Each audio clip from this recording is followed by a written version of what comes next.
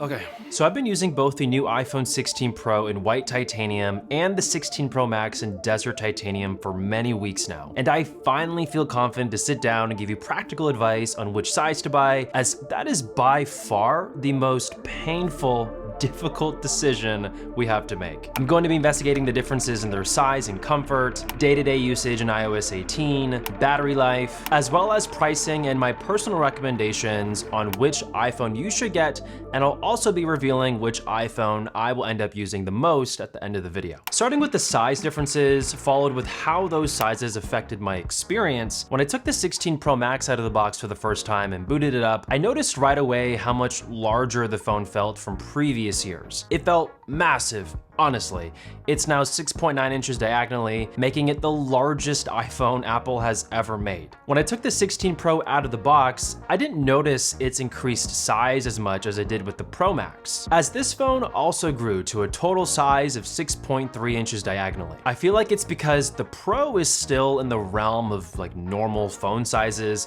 while the Pro Max went from already being huge to becoming even bigger than before. The first big thing that I noticed that stood out between both of these sizes is that unless you have like massive hands, which I don't, but my hands definitely are small, they're slightly above average, you'll have to maneuver it anytime you want to hit the camera control button or to slide back up to press the power button or the volume buttons. You're constantly adjusting the height of the phone in your hand anytime you want to do something, which may or may not annoy you. To be honest, it doesn't really annoy me. I've sort of gotten used to it. I'm in this mindset that it comes with the territory of wanting a huge iPhone to begin with. However, this doesn't exist at all with the 16 Pro from my experience. I can get to the action button, power button, camera control, all the stuff without having to make big changes in height to where my phone is placed in my hand. The next thing everyone asks about is the weight. Is the Pro Max that much heavier?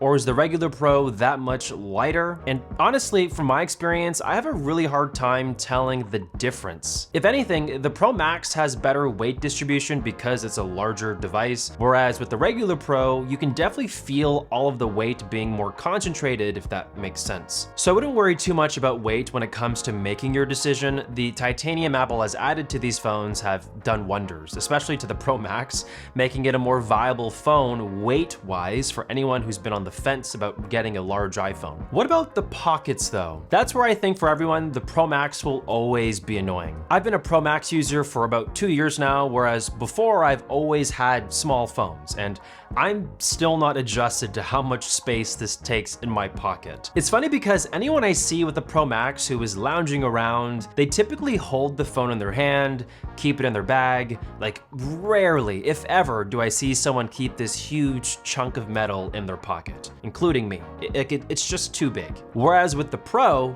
my goodness, this phone is perfectly sized to be put inside pockets. Anytime I'm using the Pro, I feel so much relief knowing that when I'm outside of the house, I'm comfortable. The huge advantage for going with the regular Pro that you'll continue to see throughout this video is that smaller tech makes our life a lot easier, most of the time. I'll explain why that's not always the case though soon. Other quick things to mention is neither size is more or less grippy than the other. I know some people ask that. I can hold both of these firm in my hand, and I don't notice any hand fatigue with the Pro Max. I know a lot of people ask about that because even though it is a bigger phone, because I said that the weight is really well distributed, it doesn't really feel tiring to hold or use over long periods of time. So that's a big win for anybody that wants to get a larger phone this year. Whatever iPhone you go with, you'll probably want some accessories, and my friends over at Moft, the official partner of today's video, sent me their awesome creator kit to try out. It comes with 5 things, but first let me tell you about the 2 I've been using the most. First, the snap-on stand and wallet. I've been reaching for this a lot. It's nice when I just need to carry a couple of cards, and it snaps on the back of my phone easily. Plus, it works as a stand. I've used it during video calls, while watching shows, and even when I'm sitting at my desk and I need my phone propped up to do some tasks. It's super convenient and feels solid without being too bulky. Then there's the invisible tripod stand. This thing is tiny. It fits right in my pocket, but it comes in handy more than I expected. I've used it for taking pictures, consuming content, and even during group phone calls for added convenience. It has 3 modes: floating, standing, and vlogging, and I've used all of them at different times. What I like most is that it's lightweight, but it doesn't feel flimsy. It's tough, it's reliable to use. The kit also comes with the Snap Movas case, which looks clean and has a nice vegan leather feel in the hand, the Snap Flow note stand, which lets you capture inspiration quickly, distraction-free, perfect for jotting down ideas on the go, and a lanyard for keeping your phone close by when you're out and about. If you're interested, it's a pretty useful kit of accessories. It's definitely worth checking out if you want to upgrade your iPhone experience. I'll leave a link down below for you guys to grab your own today. Okay, so now let's talk about how these phones feel day to day when you're actually doing things on the phone and within iOS. Starting with typing, it's highly dependent on the size of your hands, but for someone with a slightly above average hand size, I find the 16 Pro Max to be more than comfortable to type on when I'm using 2 hands. It gives my fingers more space, if that makes sense. It feels actually a little bit too crammed on the smaller Pro for me personally. It's not bad to type messages on the Pro, it's just easier on the Pro Max in my opinion. But when it comes to typing with one hand, the regular Pro is by far the easier option. I can fully reach the entire keyboard with my thumb. It's technically possible to do that as well on the Pro Max, but my thumb just barely makes it to the other side, and honestly, one-hand typing on the Pro Max is just very uncomfortable. I don't do it often. When it comes to social media and general content consumption, if you look at both phones side by side, you can get a general idea of how things will look on the larger and the smaller screen. Instagram honestly is like a perfect example of this. In general, for both phones, you get one main piece of content that is visible to you, but on the Pro Max, you'll have slivers of more space where you can start to see the next story bubble, or you have a little bit of, space to see below the post. The same idea also applies to YouTube, as well as reading an article. You just get a little bit more lines of text and space on the Pro Max. To me, it's not a game-changing difference in terms of the amount of information you can see on the screen at once. It's more about how big do you want the thing you are focusing on to be. For me, I personally prefer larger screens to view and consume content, so the Pro Max is awesome in that regard. In terms of gaming, there's always going to be 2 schools of thought here. I want the biggest screen when I'm on the go to have the most immersive gaming experience possible. Well, the Pro Max obviously does this very well. The other school of thought is I want the most portable, powerful mobile gaming setup ever. Well, the regular Pro fills that need very well. Gaming isn't better or worse on either phone, it just comes down to how portable or immersive you want that experience to be. What about taking photos and videos with the cameras? Both of these phones come with the new camera control button, which allows you to take photos, zoom in and out, and access a menu of customizations to tweak the photo that you're about to take. Honestly, I don't think many of you are actually going to be making use of this, as from my extensive experience, it's pretty cumbersome right now, and using the touchscreen is a lot easier. But if you insist, like if you really want to use camera control, the 16 Pro is easier to actually press that button because the phone is physically smaller, so you don't need to do as much hand gymnastics to, get a comfortable press. But for other things, I personally prefer a larger screen here because I make content off of my phone and I capture a lot of stuff daily.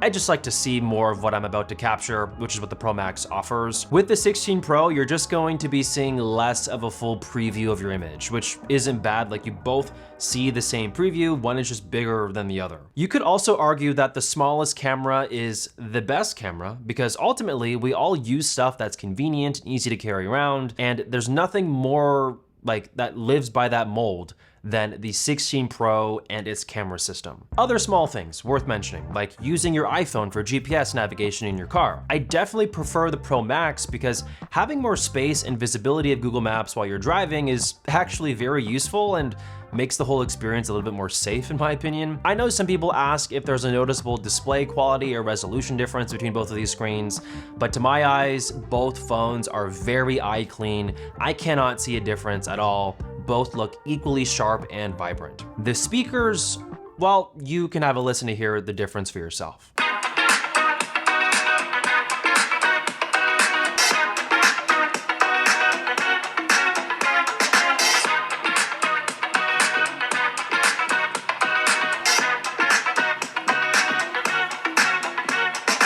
Both phones sound amazing, but because the Pro Max is physically bigger, the speakers will sound more full than the Pro. I want to take a moment now to actually bring up accessories because no one actually thinks about this, but a lot of wallets and attachments that you can put onto your iPhone, they fit like a glove on the smaller Pro because it's so small. Like it just fits. Like it's like a perfect line fit. It's very like interesting to see. But with the Pro Max, you actually get spacing with the attached MagSafe accessories due to the fact that it's just bigger. So aesthetically, this might bother you or not bother you, you know, how you want your accessories to look on your iPhone, but functionally, you don't need to worry at all. All MagSafe accessories work the exact same on both phones.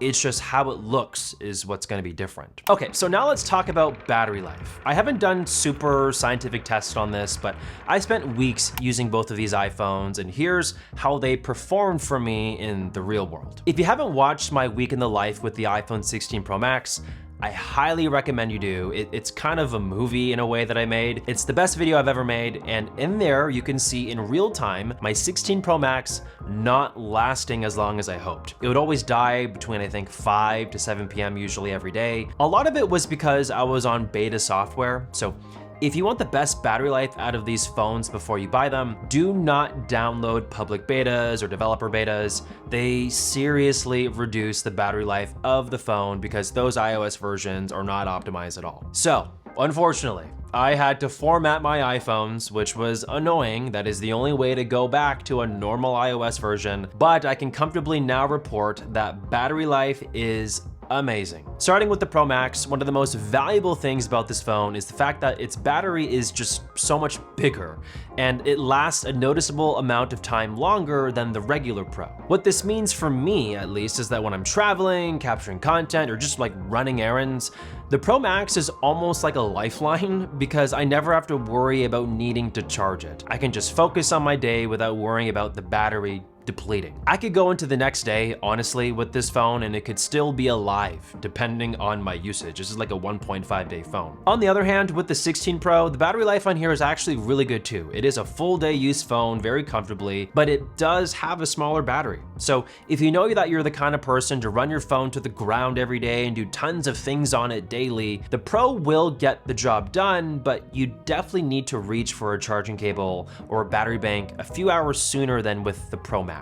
Spec-wise, Apple has confirmed this experience of improved battery life because both phones actually come with longer lasting batteries than the previous generation, which is awesome. So no matter what you choose, you are going to get better battery life than ever before, but it just comes down to how much more battery do you need? Okay, so now let's talk about pricing and recommendations, since this is the biggest determining factor of what phone you end up going with. The iPhone 16 Pro starts at $999 with 128 gigs of storage, while the 16 Pro Max starts at $1199 with 256 gigs of storage to start. So essentially, Apple actually removed a lower storage option for the Pro Max. You have to start at the next tier of storage by default at 256. If you bring the Pro to 256 gigabytes, then it's $1,099, so it's only a difference of $100 between that and the Pro Max if you wanted to do like more of an apples to apples comparison. So because they are quite close in price, I do think it gives everybody watching this video flexibility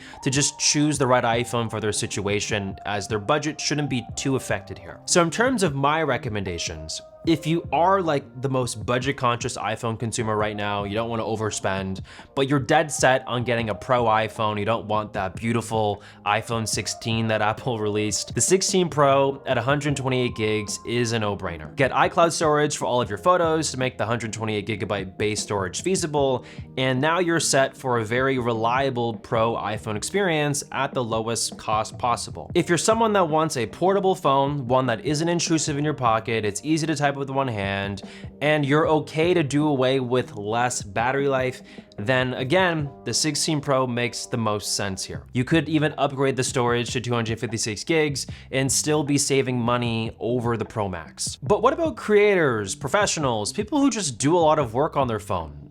it's still kind of a toss-up here. It's all about what you value at the end of the day. For me personally, I think having more battery life outweighs portability. Battery life is king in the smartphone experience. No one ever complains that their phone lasts too long. It's always that it doesn't last long enough. It's the biggest pain point and reason actually that people change their phones in the first place. It's because their battery life is not good anymore. I haven't met someone who's bought a large Pro Max iPhone, hated the fact that it was large in the first place, and then made it to be this huge deal breaker and a reason to change and upgrade their phone as soon as possible to the smaller one. Like that is not a reality that I've seen, and that is because even though the size is inconvenient, the huge bonus of battery life, the fact that it just lasts so long, almost outweighed the con of it being too big for most people. So that's my 2 cents. I'd go Pro Max if you can. That's what I'm going to be using for the rest of the year more often, but the Pro is still really good. The battery life is great on that phone too, and you get the added benefit of really good portability. So it's just all about your priorities at the end of the day. And I hope that I was able to help you realize what those priorities are for you. Anyways, thanks for watching, and I'll catch all of you guys in the next one. Peace.